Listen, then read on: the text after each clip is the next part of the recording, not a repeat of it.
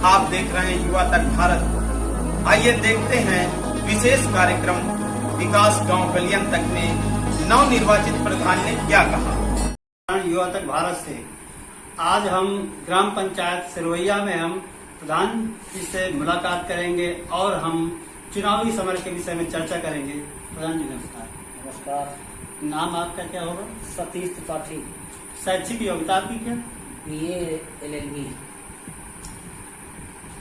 जब आप प्रधान जी चुनावी समर में उतरे तो किस प्रकार से अपने क्षेत्र की जनता से संपर्क किया? सर्वप्रथम मैं जब चुनाव समर में उतरा लगभग 25 वर्ष पूर्व जी तो मैंने समाज सेवा के उद्देश्य से उतरा। समाज सेवा कर रहे थे, लेकिन समाज सेवा के साथ साथ ये जब देखा कि बिना किसी पद के, बिना किसी राजनीति से समाज सेवा असंभव है, समाज सेवा अधूरी रहती है, इसलिए मैंने फिर ग्राम पंचायत का चुनाव लड़ा और ग्राम पंचायत में मतदाताओं ने हमको भारी बहुमत से जीत दर्ज कराई। उस चुनावी समर में आपके जो है विपक्ष में कई लोग रहे होंगे, उनके बीच में आपने कैसे समझ साधा?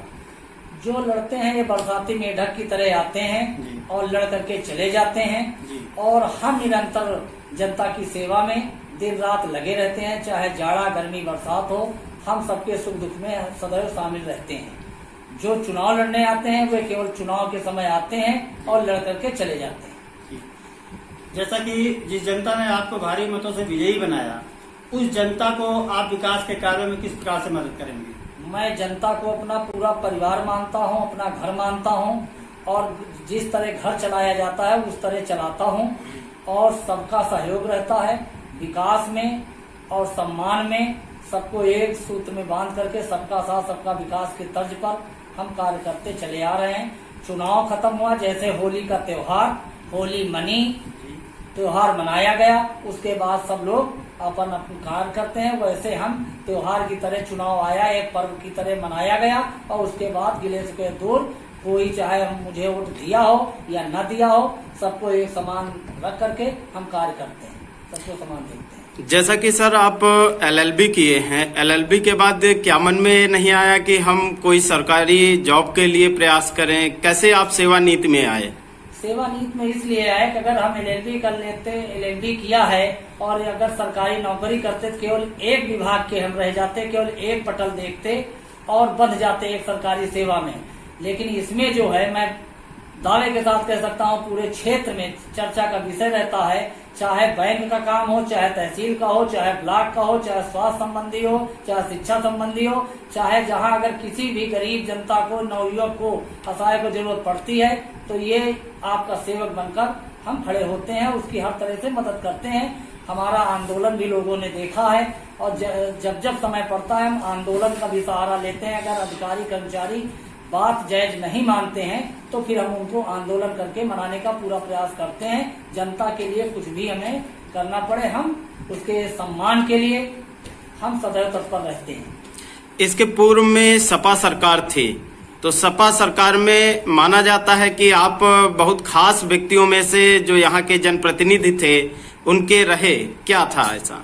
ऐसा है, समाज सेवा बिना सत्ता के और बिना जनप्रतिनिधि के अधूरी रहती है, क्योंकि आजकल एक रवैया हो गया है कि अधिकारी कर्मचारी सत्ता के हिसाब से चलते हैं। अगर उस हिसाब से अगर न चला जाए तो जो है कर्मचारी अधिकारी कार्य नहीं करते, जनता भटकती है, कार्य होता नहीं। इसलिए सरकार का और जनप्रतिनिधि का सहारा समय समय पर लिया जाता है। इस समय बीजेपी सरकार है और बीजेपी में हृदय नारायण दीक्षित विधानसभा अध्यक्ष हैं और आप उनके भी खास माने जाते हैं, तो क्या देखा जा सकता है, इसको किस तरीके से देखा जाए? मुझे कोई कहने में संकोच नहीं है। माननीय विधानसभा अध्यक्ष जी वे राजनीतिक गुरु हैं और इस पूर्वा विधानसभा के जितने लोग हैं राजनीति से जुड़े हैं अधिकतर उनके शिष्य ही होंगे, क्योंकि इसके पहले जब तक माननीय दीक्षित जी यहाँ का नेतृत्व नहीं संभाल रहे थे सन 84 के पहले, तो यहाँ पे क्षेत्र में एक आधा नेता हुआ करता था। लेकिन जब से माननीय अध्यक्ष जी क्षेत्र का नेतृत्व संभाला सन 84 में, तब से जो है इस क्षेत्र में तमाम नेता हुए, तमाम जनप्रतिनिधि के रूप में कार्य किया। उन्हीं की देन है कि जो कि आज हर नवयुवक जो है वे नेतागिरी पर, समाज सेवा पर उतारू रहता है, कार्य कराता है। हृदय नारायण दीक्षित जब पहला चुनाव लड़े तो क्या उनके साथ आपकी उस चुनाव में क्या भूमिका रही? उस समय हम छोटे थे, लेकिन हम लोग हल्ला मचाते थे, नारा लगाते थे, पोस्टर चिपकाते थे, जिंदाबाद करते थे। उस समय हम लोग वोट नहीं थी, लेकिन हम लोग उनका सपोर्ट करते थे। हमारे पिताजी उनके साथ रहते थे और हम लोग गांव क्षेत्र में उनके पोस्टर लगाया करते थे। ताला चाबी चुनाव निशान था, उसको हम लोग ताला चाबी का एक बनाया गया था, एक जो है टीन का वे था, उसमें हम लोग गेरू लगा करके गांव-गांव में दीवालों में छपाई किया करते थे। तो जब आप किसी काम को लेकर के अब जाते हैं तो उनको ऐसा तो नहीं लगता है कि आप सपा माइंडेड थे? नहीं, ऐसा नहीं है।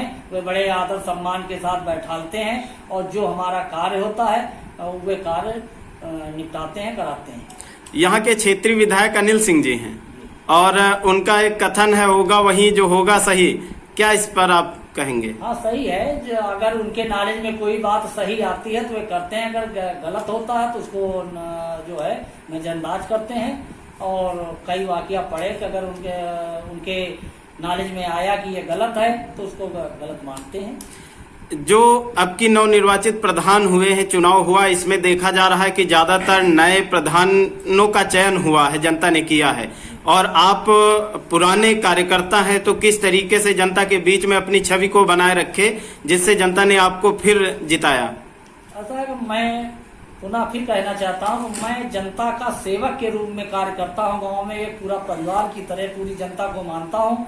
चाहे दुख हो, चाहे सुख हो, चाहे जाड़ा हो, चाहे गर्मी हो, चाहे बरसात हो, हम उसको अपना पूरा गांव की जनता को परिवार के समान मान करके कार्य करता चला आता हूँ। हमें कभी चुनाव की नहीं चिंता रहती कि चुनाव कब है, कब आया, कब गया, कोई वह नहीं।